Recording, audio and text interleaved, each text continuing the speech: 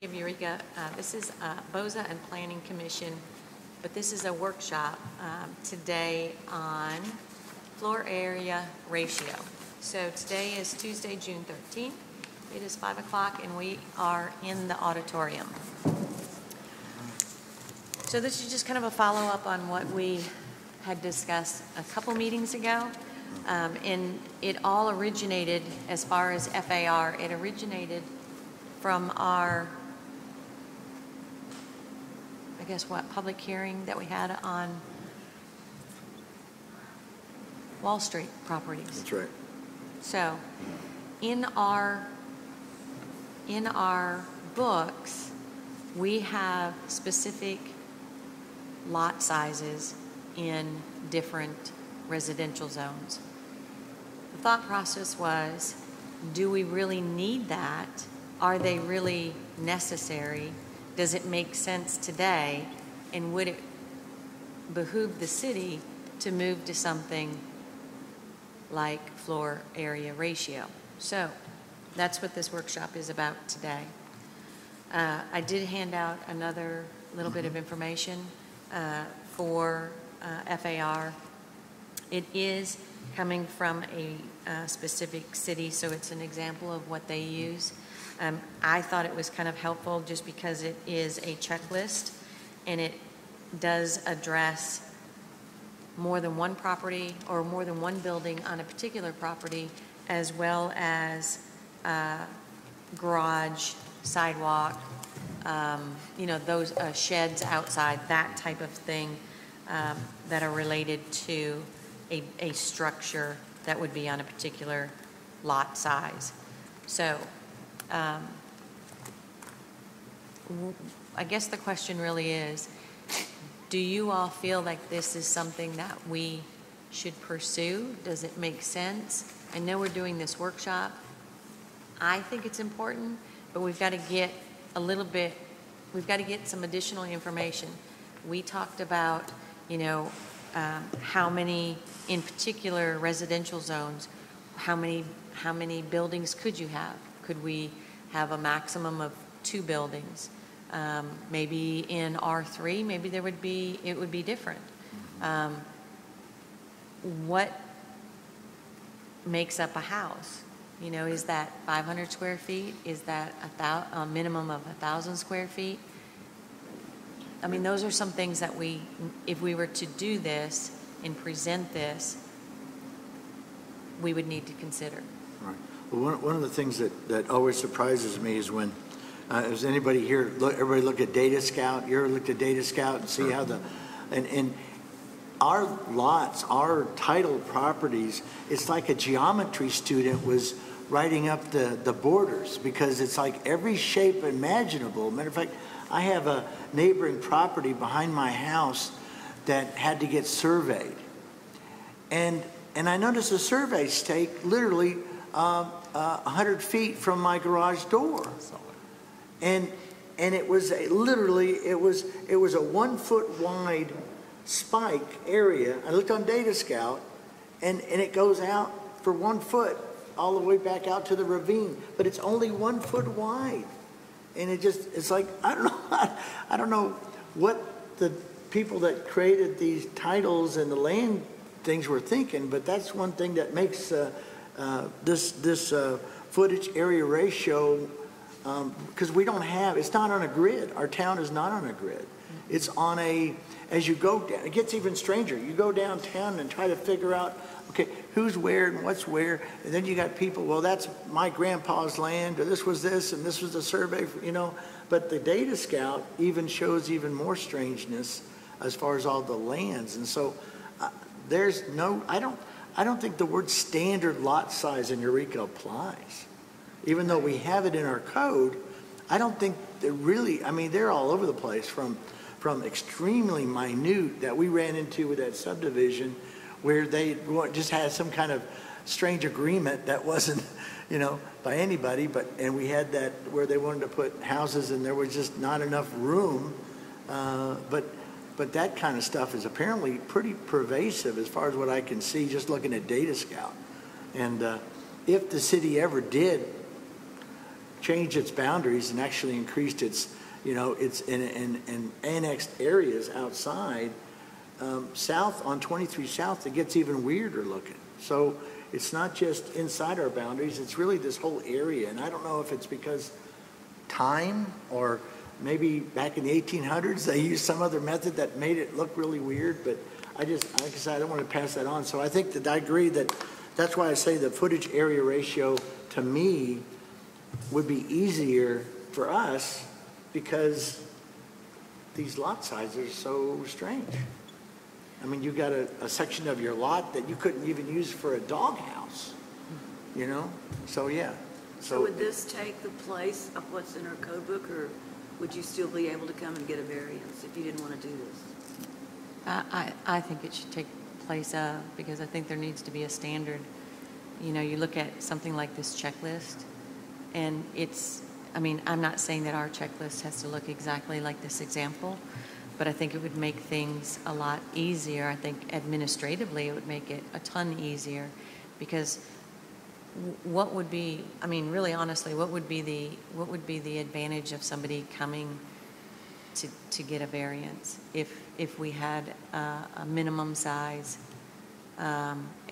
or say R1, you were only allowed to have a maximum of 2 buildings, or maybe in R2 you were only allowed a maximum of 2 buildings. And I guess, we need to have these discussions, because we might think of something that it would make sense to have a variance, but can you really think, just off the top of your head, what would be the reason for a variance? They want to build a bigger house. They want to build a bigger house, so they want to add to what they currently have, or They don't want to build one of these. They want to be able to build on their lot the house that they want. The way this is set up, it makes them conform to the FAR. I know, but why would we not have both? Yes, this eliminates coming to us. Right. But if they don't want to do this, and it's their property, then would they still come to us for a variance? I'm just being the devil's advocate. No, I understand what you're saying. Yeah. That is a good point. But if an FAR number was set and they went over that,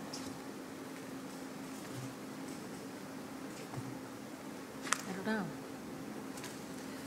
And then too, I think we'd have to define 2 buildings. There is a house on my street that at one point a guest cottage was built, and then another guest cottage was built.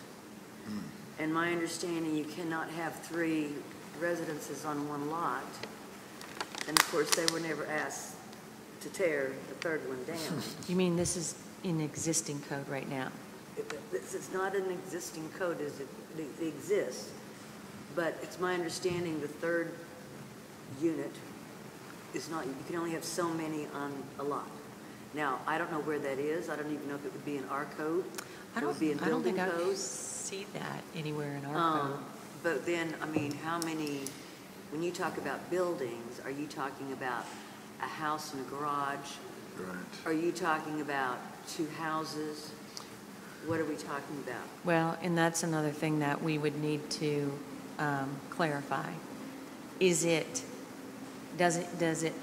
matter what it is? So do we say, FAR is calculated on the total floor space, whether or not that is home and or garage? Are those combined? And, when we originally started this conversation, I had mentioned parking. So does parking become a part of that calculation as well? And therefore, they have to figure out X number of feet or whatever for parking. Parking's in our code now. You have to have.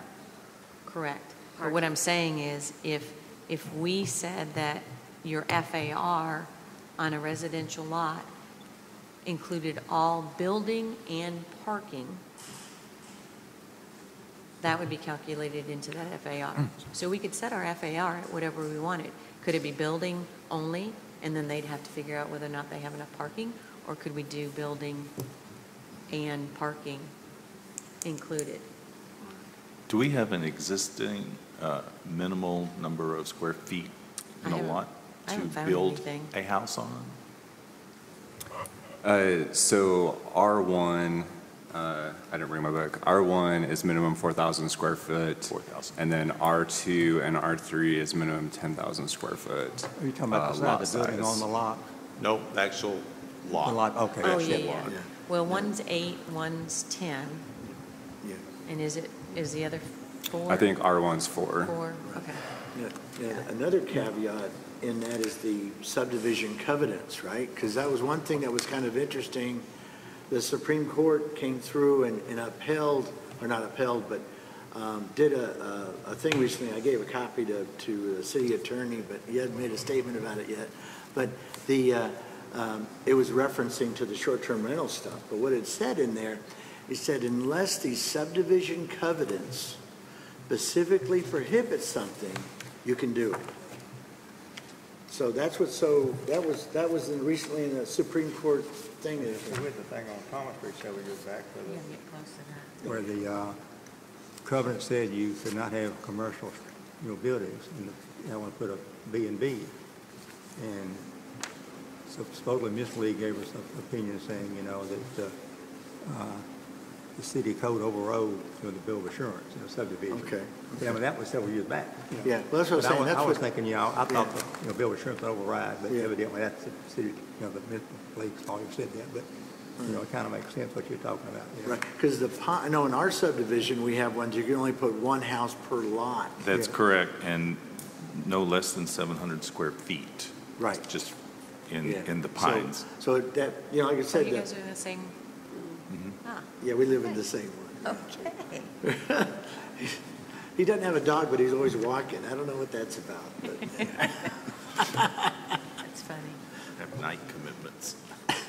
Now, would this force you to, if you wanted to build a house, go up to 2 or 3 stories to get the square footage? If you wanted, had a smaller lot, but you wanted so many square Oh, feet? sort of like a mushroom? Would you Well, go up? so. It's part of so that.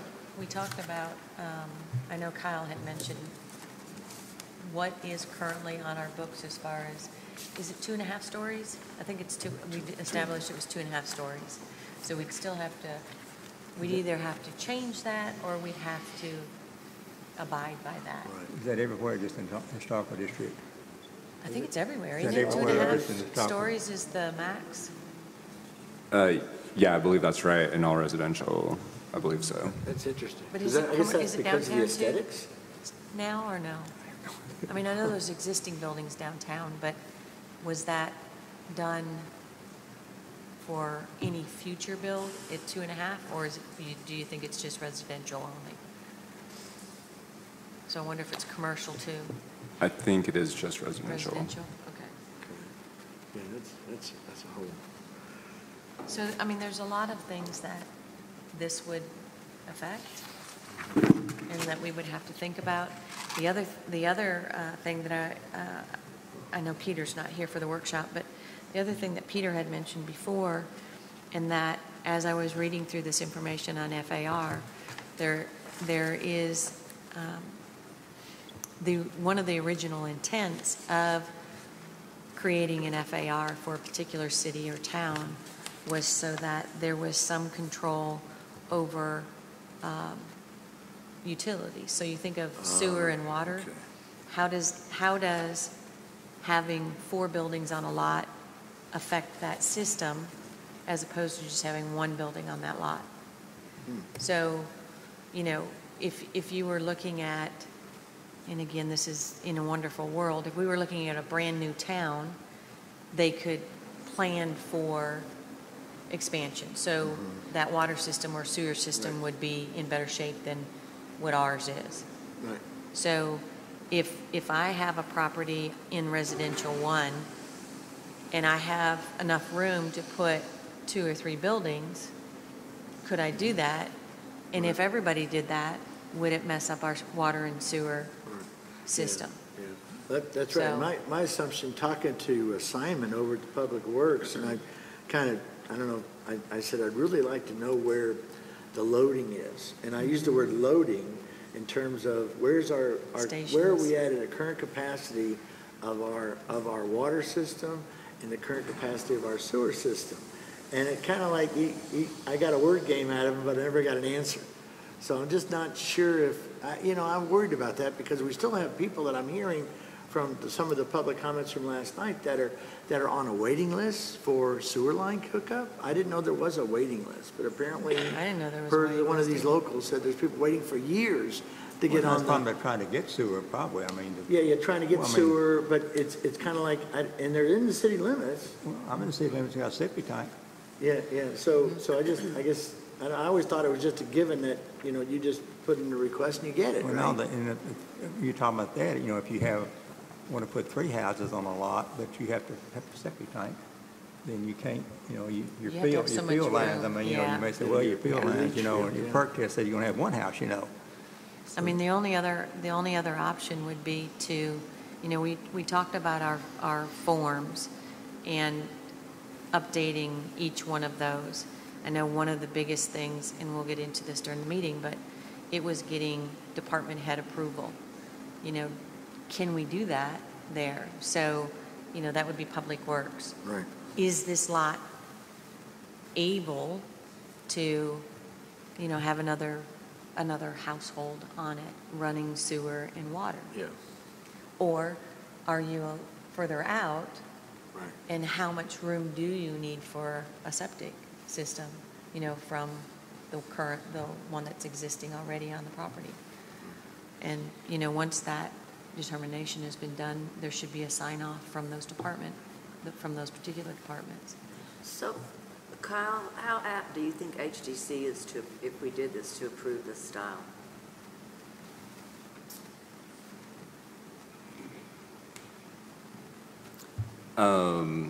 I think that it's something that could fit into existing building patterns, especially in the historic district, smaller houses on smaller lots. Yeah, I think that's something that HDC could approve as far as new construction. And if someone wanted to come for if somebody wanted to add an addition to a home, then they'd still have to go through this because they would be increasing the size or the footprint of that building. So would we have like minimal square footage needed, for a house, but then if you're wanting to add on, I mean, is there a range for certain types of houses? In other words, it's from like it's 2,000 in certain areas, but then 10,000 in R2. I'm just curious as to how that would happen. How are we going to be able to control that? Or Well, I don't think right now, there's a lot of places in our other than maybe up on the mountain, Yeah. down in the historic area, That they could build on. there's really not a lot of places you're going to do an add-on to the back. No. And any addition would have to go onto the back because most of the houses are contributing and you're not going to be able to change the front of it. True. And there's not a lot of empty lots. There's not a lot of empty lots. My concern would be right now there's a big lot over on the mountain that has been sold next to the mid-century modern one. Oh, yeah, okay. It's between the red mid-century modern one and Frankie Green's house, that huge lot. Oh, yes. The I one would- that's on the cliff. I would not want to see 4 tiny houses going there. Yeah. No. Right. And I mean, this also goes back to that conversation of, is the housing dynamic changing, and how do we accommodate Right. the change? And, smaller homes are back in favor right now. So, again, you're going to the minimum square footage. What makes up a home? Is there anything within state code that says you know, a minimum home is this. I know in some states, they say that it has to have a bathroom, a bedroom, and a living area. So when you're looking at 150 square feet, how do you divide that up and make that even make sense? Now, if you were looking at 600 square feet, it's a different story. Well, some of these tiny houses over on Wall Street, they're not very big. No. Now, Bobby Ray told me one time that for rental property, you had to have a washer and dryer in it too. Is that something, is that correct or not? I don't know the answer to that one, yeah. So, you know, these are, I mean, as I'm writing these things down, these are some things that we would need to kind of look at and decide whether or not they would work or not. I do think, though, that if we decide to move forward with this and continue to have this conversation, we'll need to have Jacob at least review what we're looking at and get his input. Yeah, because the other thing we have to look at is ADA compliance. And, Yeah, you know, someone may buy a lot, but they can't get up the stairs. yeah. So they would have to go out instead of up. Well, and like I said, on this checklist, you'll see that there are things on here like roof overhangs, garage carport, deck, shed. So depending upon what we wanted to add to it, all of those things could be a part of that FAR. Right. So we can add things or we can make it the bare minimum. It's just a question of, you know, I mean, if I were to give my opinion, I think it should be the building and any parking places, because then we're not arguing over whether or not somebody's parking on the street or they, you know, don't have enough room, or they're building a house that's too big for the lot that doesn't allow them to have parking, you know, and then we get into that whole, you know, are they in compliance or aren't they in compliance as far as, you know, for parking and things like that. So, Well, on new construction, most of our variances have been on somebody wanted to put parking in there, you know, have a small lot. They need the variance to get their parking in there. The few variances we've done in the Right. last couple of years have been allowed, you know, somebody to have adequate parking there. but was the house over there, I know there was a big house built on Spring Street. How about that big white Oh, one? the new one, yeah, that was the empty lot Do of they Crush 'em All have, do they have Seasons. parking or is it They park in street? the back. Oh, it's in the back, In the back. okay. I had Yeah. never driven around the back. Yeah, they so- built a huge cement At the Pecan Tree retaining site? wall thing, yeah, Yeah. right on Springs for Crush 'em All Seasons there, that one. Yeah, it's Yeah. Pecan Tree site, yeah, Yeah, yeah. yeah. So they dug a hole in the bank there, dug it out to Right. create parking, they, you know. Yeah, and I was just amazed on the workmanship on that cement. I was thinking, how are they gonna do this? And every day I drive by and say, oh man, that's how they're doing They it. probably thought you were a stalker. I may be.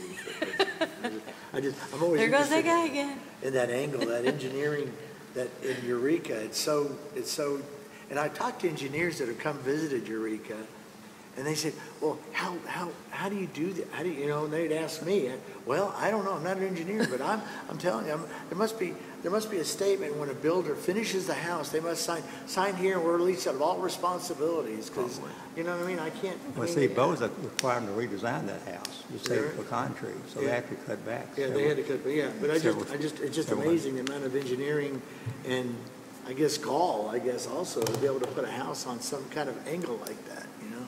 And I think the biggest, I don't know if it'd be a problem, because I like the concept, but I don't know about including the parking Yeah. in with the square footage of the house. Because if they're building a smaller house, then chances are they're going to have parking somewhere. They should, I mean, they have to On have the lot. parking. Yeah. But I just don't know about including that in the square footage of the house. Because that mean, that's gonna limit them. it would be included if they build a garage. Yes. So, If it's if it's detached, or what if it's detached? Well, if it's detached, then it's still going to affect that FAR on that particular lot. But if it's just parking. detached, Should be Yeah. included. So, I don't know. I just brought it up to say that I if we mean, wanted I to, we think it could. would, I think it would make things easier Right. To not have it in there? to not have to, for us to have to deal with this. I mean, there's a process you would go through. We wouldn't be involved in it. Oh, you mean to actually have this Mhm. within our code? Yeah, I just think there's going to have to be something in there, though, if they just don't want to do it. That we Yeah. dictate that you have to. Yeah. One thing, Kyle, I want to ask you a question on historically contributing buildings. I keep hearing that we're losing buildings. So how many buildings, do we know how many actually buildings are in that category of historically contributing? Or how many are required? Yeah, how many, yeah. Yeah. So I don't know the exact number. I think I've heard it's close to 400 when they did the original historic district survey. I know that was early 2000s, and then that number has reduced, but we haven't had a recent survey to tell us what the current number is. Okay. Is Yeah. it true that if a house is 50 years or older, it now becomes part of the contributing? No. So what makes it contributing is they call it the period of significance, and they establish that when they do the survey. And so for Eureka Springs, period of significance for contributing structure is like 1870s to 1950s. So anything over 50 years old can be considered historic, but until we do a resurvey, change the period of significance and include those buildings in the list of contributing buildings, yeah, they don't change So status. they could possibly be added, though. They could possibly be added, yes. Okay. The other side of that is if they're modified too much, they can become non-contributing. Yeah.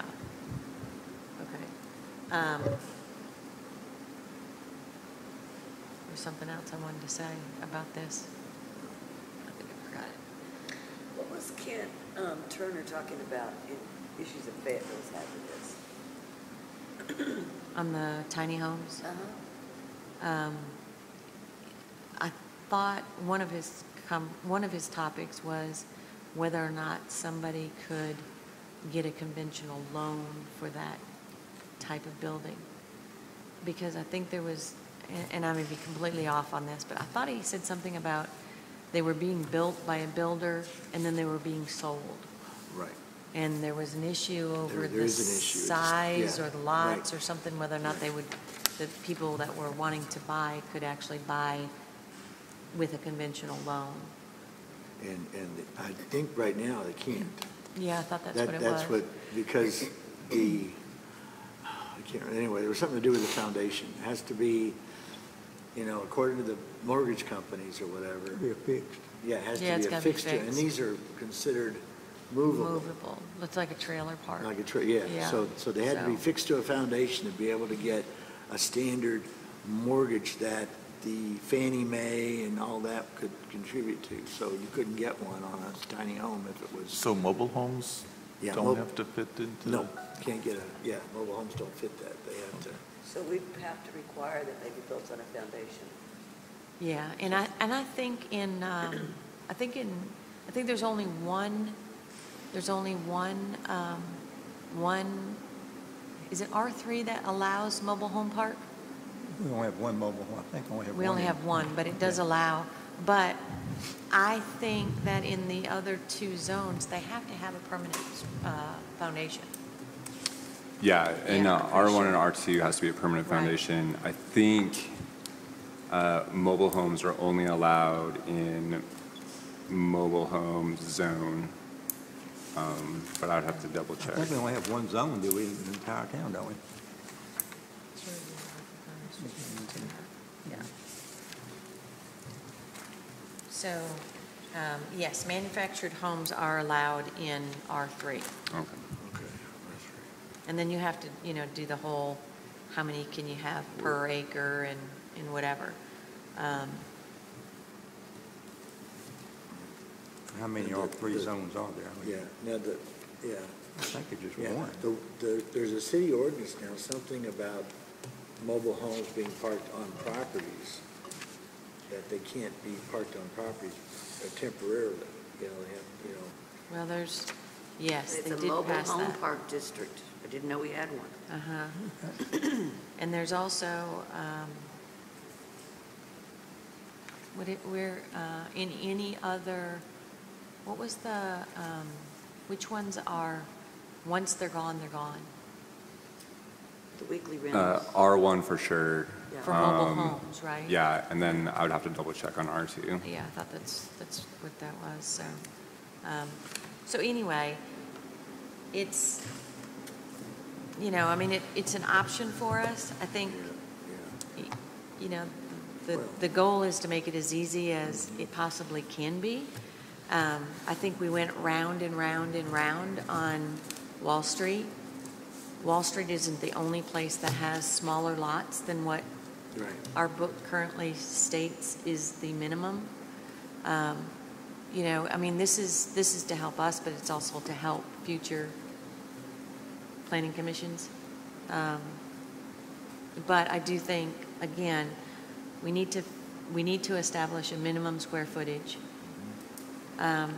We need to, decide whether or not we allow, how many buildings we allow on a lot. And maybe, like I said, maybe that changes from R1 to R2 to R3. I don't know.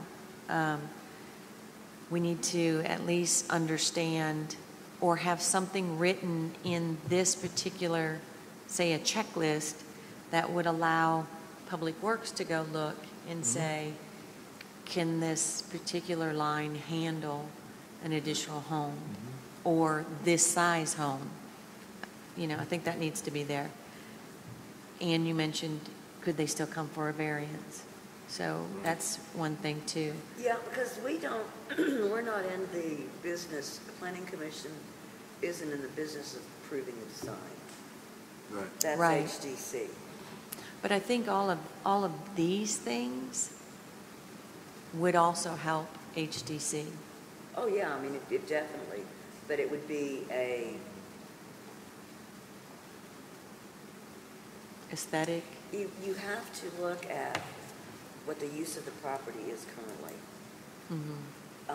It goes back to if you have a non-conform grandfather and you're required to have parking and you go for whomever and you ask to put a deck on the back of the house, which takes away 3 of those parking spaces, that deck should never be built.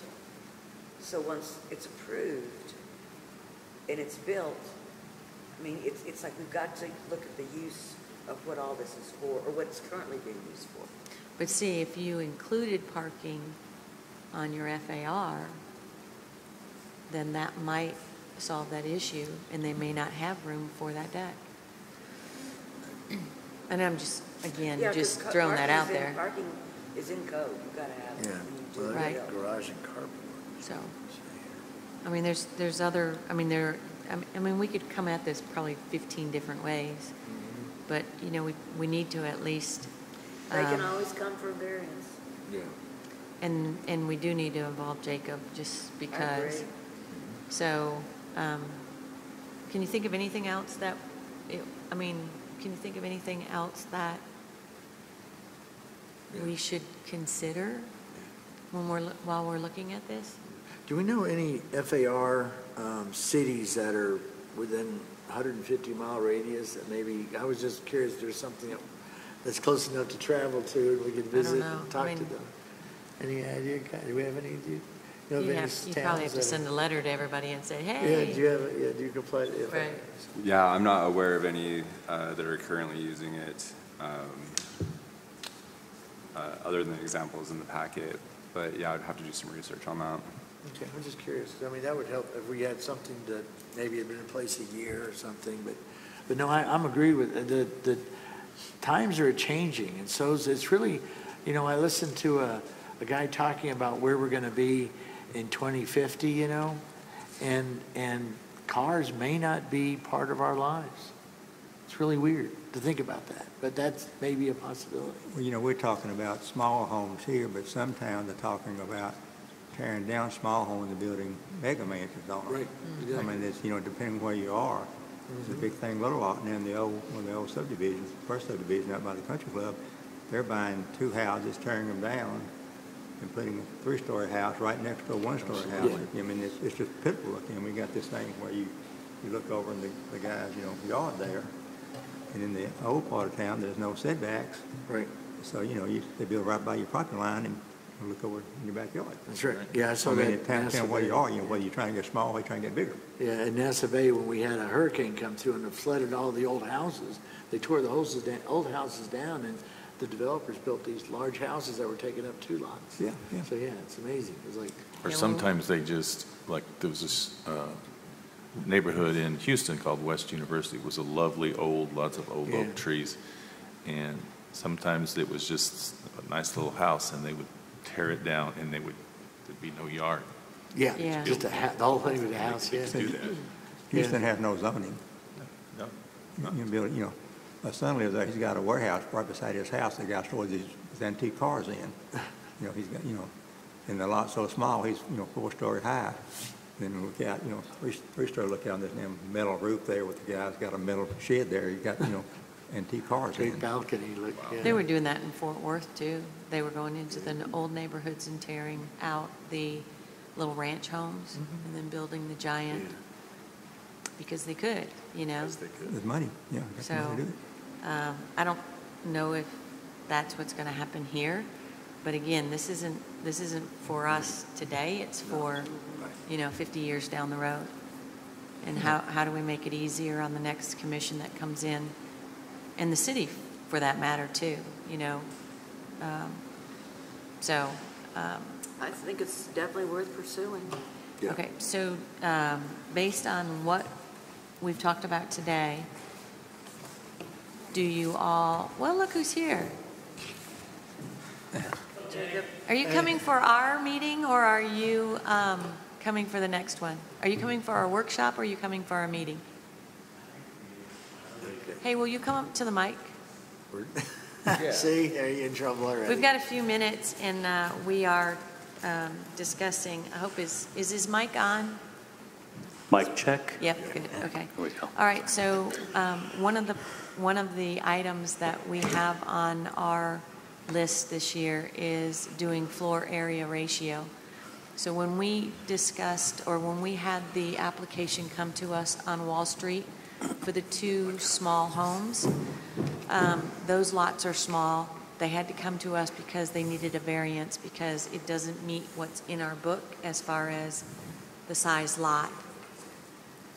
So they weren't standard size lots. So they were like 4,000, I think they were 4,000 square foot lots. So floor area ratio, if the city were to switch to something like this, it would allow us to say, this is the size building you could put on any size lot Right. once it's established. Are you familiar with this? Not so much, no. Okay. So basically, did you just hand him that checklist? Yeah. Okay, so I this said, is what this is what another city does. But we're looking at, if we switch to something like this to benefit the city and planning commissions going forward, and people like yourself being a building inspector, and someone came and said, I bought this lot, I want to build a house on it. Okay, well, we've implemented FAR, and this will determine what size house you can build. Okay, depending on the size of the property? Of the lot, Of the yes. lot. So Okay. it's dependent upon the size of the lot. But, And are you taking into account for setbacks? well, and see, that's the thing. We're looking at, what makes up a house? What would be the minimum square footage of a house? Are there guidelines through the state, or could we set the minimum, right? So And all of that is changing. how many buildings could you have on a particular lot? If somebody had an acre and a half, like Ann had said, there's a lot on Mountain. Was it Mountain? Yeah, Mountain that sold here recently. And we said the minimum square footage of a home is, 500 square feet. Could they just put 4 of them on that lot? Right. Do you know what I mean? So you look at that. What's the water load on R1, R2, R3 lots? Do we have the water? Do we have the electricity Correct. to accommodate Right. these And amount of homes? Tom's on septic, so how much area has to be allowed for if you were to put a second home on a particular lot for that septic? So, these are some of the questions that we're asking. And now, is this for new housing developments, or is this for anywhere This is within for city new limits? New and- and old. New and old. Are you guys taking into account parking?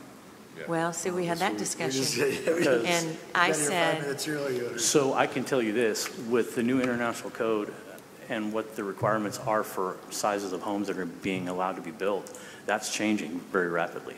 Because what they're doing is large homes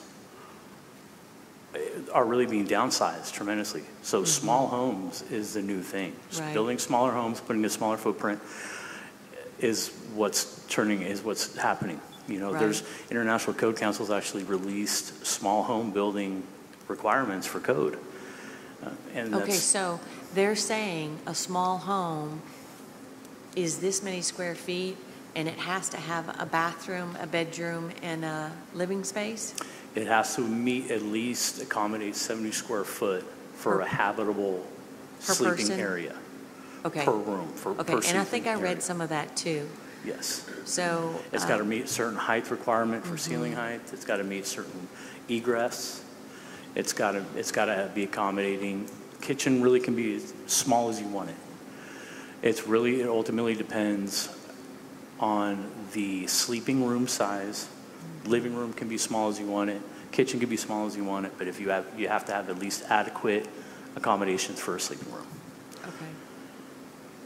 And glazing, ventilation, all of that will be taken into account too as well, which Right. means how much natural light is being allowed to come in into that house. So Does it require washer and dryer? so basically the requirements for, you need to have an oven, you need to be able to cook, you need to be able to have a hot water, you need to be able to have a toiletry. But for washer and dryer, not You could go necessarily. to a laundromat, or you could go to a facility You on can property. wash your clothes however you want. That's not Okay. going to be a Yeah. code requirement, but you definitely have to have hot water. You have to have plumbing, heating for the winter, and air conditioning as well. Well, I mean, central air is a privilege, but heating, absolutely. But is that a function of this, or is that a function of, and I know it's important as far as if we were to establish a minimum square footage of a home, what we consider a home or a dwelling or whatever. And you'd also have to look at, okay, this would only allow one person, or this would allow 2 people, or this would Right. allow a family, Yes. right? Yes. So, Depending on how many people are going to occupy that residence would be determined on how big it actually needs to be. right. Because you're not going to put, a family of 4 into a home that's 830 square feet. Right. It's going to have to accommodate proper living conditions for each individual. I mean, children can share a room, bunk beds, but the living space in that habitable room has got to meet a certain type of square footage. Right. And that's each living room, that's each bedroom. Okay. So, So like the Brady house is pretty much gone then, is that what you're saying? The The what? Brady house, you The remember Brady Bunch? Brady Bunch house is gone. Yeah. well, they pretty could much. double up in the rooms. Yeah, you can double up in the rooms for Yeah. sure. So anyway, that's what this discussion is about. Okay, that's great. Does it help, the city, does it help Planning Commission going forward? Because we know we still have lots out there that do not conform to what our code says. And would this assist us so that all of that goes away, and you now, every time you want to build a home or you want to make an addition or whatever you're doing, and I know this is further on down the line, you come in and you fill out this to determine whether or not the size home you want is even going to fit on that lot according to the FAR that the city has established. Right, and I think that having, proper setback is going to be a super important thing to add on here, because you can say, hey, 4 homes can go on that lot, but where do they meet with their setback requirements? Right. Per individual home on that lot, because you're going to have to meet fire safety requirements for just separation, for fire separation. Yeah, I know, because I think like on the mobile homes, it's like 20 feet in between Yes. the two. And Or- regular standard homes, I believe it's within, 5 feet at the minimum. And if you're less than 5 feet, you have to make sure your exterior wall and firewall assemblies are adequate to It's sustain only 5 feet? minimum, that's minimum code Wow. requirements. Okay. So anyway, this was our first workshop. Cool. And we were going to invite you to the next one. But you've got our checklist. You know what we're talking about.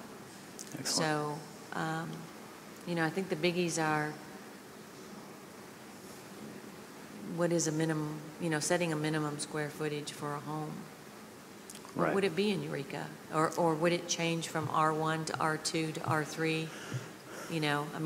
Those are things that, and then And your water, your sewer, is it septic, is it not septic?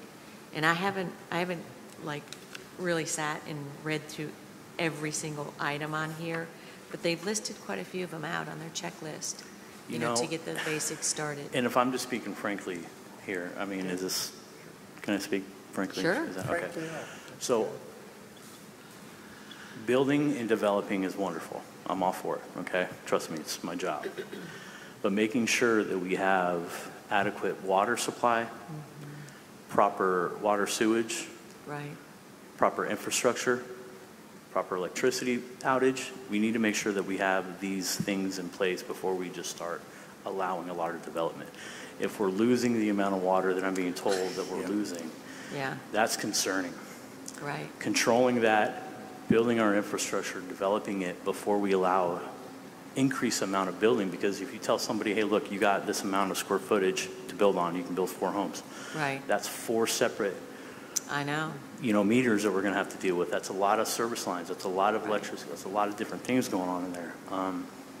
But I think in this situation, though, again, saying your minimum square footage is this. Right. Your maximum buildings on a property is this. Having that basic guidelines, Right. I totally agree with. It should. Yeah. Should have been established a long time ago. But And the wonderful thing about something like this is a study can be done. So if water and sewer needs to go out there and say, okay, these people are in the process of filling this out. I've gone out there, I've looked at it, and I say, yes, there is the capabilities of putting this building here, because Right. we have enough water, we have the sewers correct and whatever. Adequate And then parking. that signature is there that says that they've taken that step to look at that particular property and give their approval. yeah, I think that's great. So anyway, that's what our discussion is. Well, that's awesome. But we will need input from you. Yeah, But absolutely. it would solve a lot of problems Oh, yeah. going forward. Yes, I completely agree with that. And also take some of this old code out of our booklet so that it's very clear as to what you can and cannot do.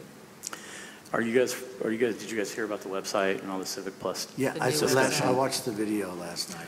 I think that's going to be a tremendous help for everybody Yeah. in planning, everybody with city, everybody with HCC. I think that's going to be awesome. Yeah. It's going to allow us to, it's going to put a lot more work on the contractor or the owners, putting in the paperwork and supplying all the information they need. And us just going through with a checklist with your computers and checking it off as it goes. Right. These things and these requirements that you guys are establishing will be already integrated in that. So when they have an architectural designer and, designing their homes and designing these lots, they're going to have all this taken into account. And I think it's just only going to make our jobs, everybody's job, tremendously easier. Yeah, and like I said, you know, it's not just for us today, it's for forward, you know, Yes. 20, 30 years, but at least then this information would be out there. And maybe in 30 years, they'll come up with a different idea and they'll say, okay, we don't want to do it this way anymore. I don't know, but I just know that we did have that instance with the lots on Wall Street, and they came before us, they went back. They came before us, they went back, you know, so. This is the referring to, Because they were small lots, you know, Yes. and they had to come to us for variances. And what do we allow on that, you know? And I think they ended up with like, what were they, like were they 600, Yes. 700? 700 for the small one, and I think Right. it was like 12 or 1,300 for the larger So- one. yeah. You know, I mean, they adjusted the building size to the lot, but did we really need to go through all of that just to get to this conclusion? Right. So anyway, Well, good for you guys. This is good. This is definitely going to be useful. I mean, it gives them some guidance when they want a developer they want to build here. That's exactly what they need. Non-confusing guidance on Right. what exactly how to do and what to do. right. You know, that's what me and Val deal with constantly, you know, trying to provide that. So Right. anything you guys can help us with would be awesome. And then reading through code over and over to find, or through the pages, just trying Well, to that's what I'm find saying. something. This new online system he's talking about is going to allow, upon access and upon demand, a system that can pull anything from our code structure, anything from the standard structure, and also see any applications pending and all those thereof. So it is a leap into the 21st century for the city, and we were in the 1980s before, in a very, Really? You'd actually say 80s? well, maybe before, anyway. Well, Maybe early 2000s. Maybe a stone tablet here or there, but yeah. Oh, it- I was thinking it- like no, 1960. Yeah. Oh, you were I was going back. surprised that when they gave the price tag that they didn't have it. Well, I think the ICC integration is an awesome part of it, because what that's going to do is going to give everybody the information they need, that even codes that we've adopted, they can verify what they Right. need to do just from their end. I mean, the ICC integration is an awesome feature that they're going to add in that, and we all go off International Building Code, so Right. they're integrating that. That's going to Well, just anything that makes it easier Absolutely, is, yeah. and I don't mean easier in that nobody wants to do their job, but, no. you know, that just makes Providing information, that the correct process information is they need. correct, yeah. Yes. So, You know, Okay. and one of the things I do, you know, I interview a lot of people downtown. I ran into one of our local electrical contractors that was working on a building, and I said, well, you know, oh yeah, I worked here about 5 or 6 years, and I said, well, let me ask you a question. How's our code guy doing? How are things now? And you know what he said? Outstanding. That was the only word he used. Then he had to get back to work. So he said, so you're doing an outstanding job. Well, thank you. Thank you. okay, so we'll invite you to our next workshop. I would love to be there, for sure. Absolutely. Thank you, guys. All right. Thanks, Jacob. You're very welcome. Okay. Okay, we've got 5 minutes, so, Got to adjourn the workshop. oh, yeah, let's adjourn. All those in favor of adjourning the workshop signify by saying aye. Aye. Aye. Workshop adjourned. Okay. Okay, so, they asked, I was asked in an email to bring more than just that. So, based on your discussion that's happening tonight, based on, any other things, you know, we've got, I mentioned we've got the moratorium coming up. They would like more than one item at a time. With the city council? Yes. So, we'll see. I'm thinking no more than 3. I think we'll have the tree owners ready to go the next city council meeting. You think? So, anyway. It took them 5 meetings to get our parking permit. And I'll kind of really just based on what you put together, you might have something that makes sense just in that category. Anyway.